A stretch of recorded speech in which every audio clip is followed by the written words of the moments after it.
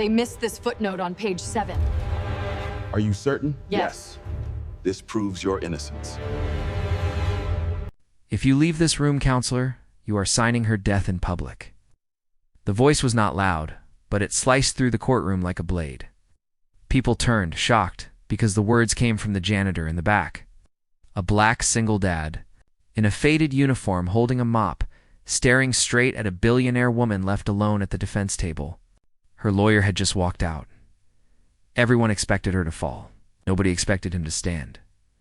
The lawyer's shoes clicked once, twice, then stopped at the door. He did not wait for the judge, did not meet his client's eyes. He only grabbed his briefcase and said he was done. His tone was flat, like he was quitting a bad job, not abandoning a human life. Then he walked out, leaving a cold space behind him that felt heavier than any sentence. The courtroom inhaled sharply. Phew. Gasps escaped. Most people leaned forward in silence, the way crowds do when they smell a public collapse. Evelyn Cross sat frozen at the defense table. She was a billionaire who had built hospitals, funded schools, and owned half the city's glass skyline. Yet none of that mattered under these lights. Here she was, just a woman with her back against the wall. Her posture tried to stay proud, but her hands betrayed her, trembling over scattered papers. Her eyes were red, not from weakness, but from being hunted for weeks by lies so loud they sounded like truth. The charge against her was a corporate crime that could erase her name. She was innocent, but innocence has never been enough when powerful people want a trophy. In the back of the room, Aquasil pushed a mop bucket slowly along the wall, almost invisible in a place that rarely looked down. His uniform was plain. His knees were worn thin. He was mid-30s, broad-shouldered, the kind of man life had trained to carry weight without complaint. A folded lunch bag sat on his cart, with a child's drawing taped to it in bright crayon. He had been cleaning this courthouse for years.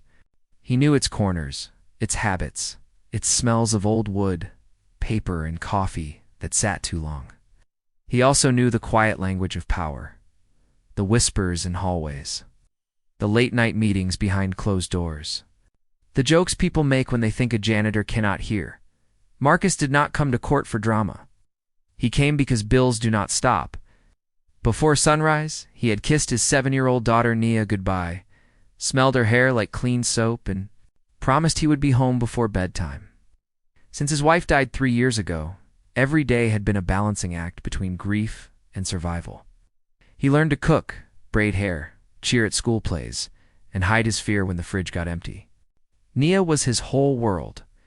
The house still carried the echo of the woman they lost, but Marcus refused to let that echo become a prison. Long ago, he had dreamed of law school. He used to sit in a small community college room, books stacked high, believing he could fight. For people who had no voice, then life came fast.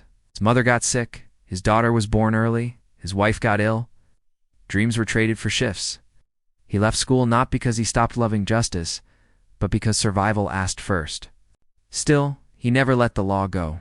At night, he read cases and statutes on a cracked phone. He watched trials while washing dishes.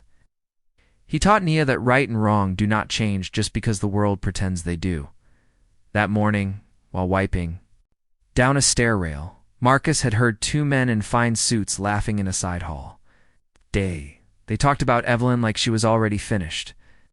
They joked about forged records, missing emails, and how easy it was to buy a witness. Marcus had stood behind a cleaning cart, silent, heart cold, and listened. The men never lowered their voices. To them, he was furniture. Now, when Evelyn's lawyer walked out, Marcus felt the old heat of helplessness rise in his chest. The same heat he had felt in a hospital room when a doctor shrugged at his wife's bed. The system had done it again. It was about to crush someone by stripping away her defense and calling it procedure. The prosecutor stood smoothly and asked the judge to proceed.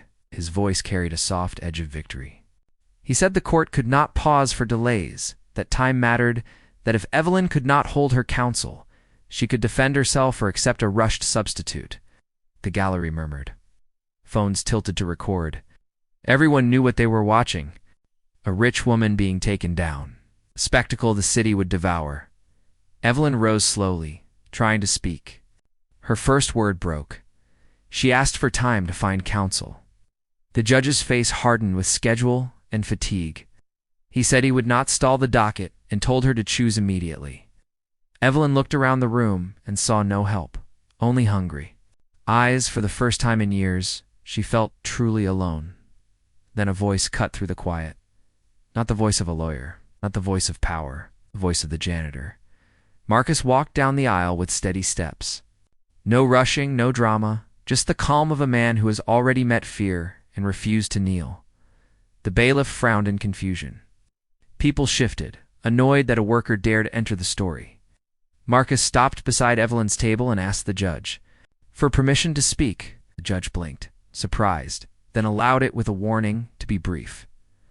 Marcus said he worked in this building, said he had watched many trials from the walls, and he understood enough to know what was happening now was not justice, he said.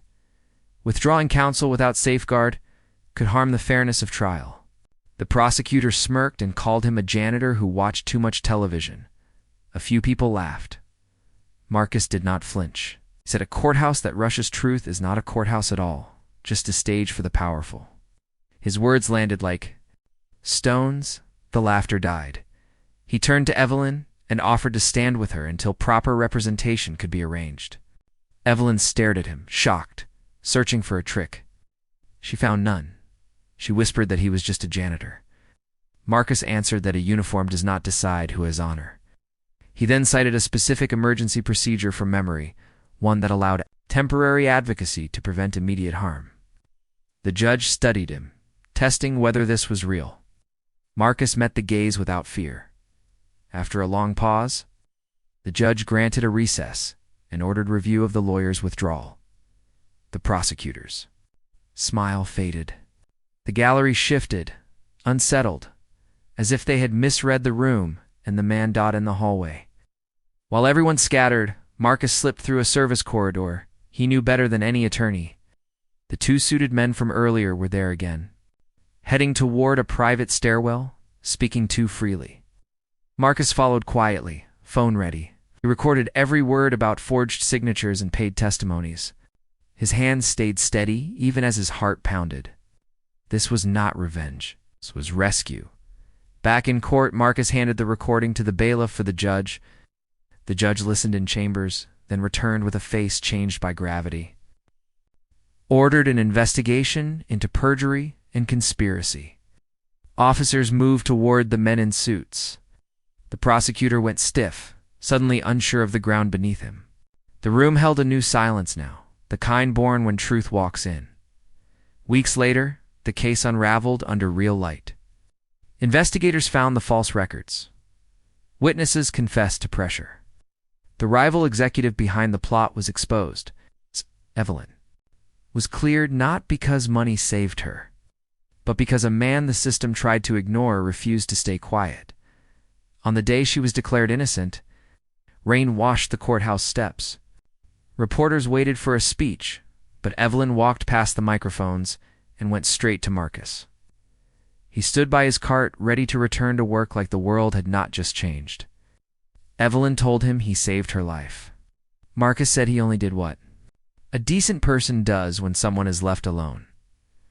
Asterisk, she asked what she could give him. Marcus said, remember people like me. Build a world where workers are not treated like shadows. Evelyn did more than promise. She set up a scholarship in Marcus's late wife's name for single parents who dream of law school.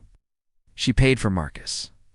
To finish his degree, she met Nia, knelt at her height, and thanked her for lending the world her father.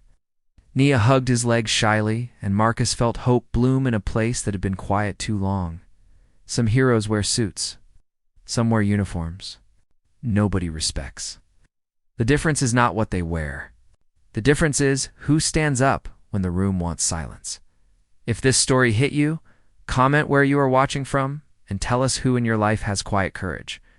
Subscribe for more stories about the unseen people who hold the world together.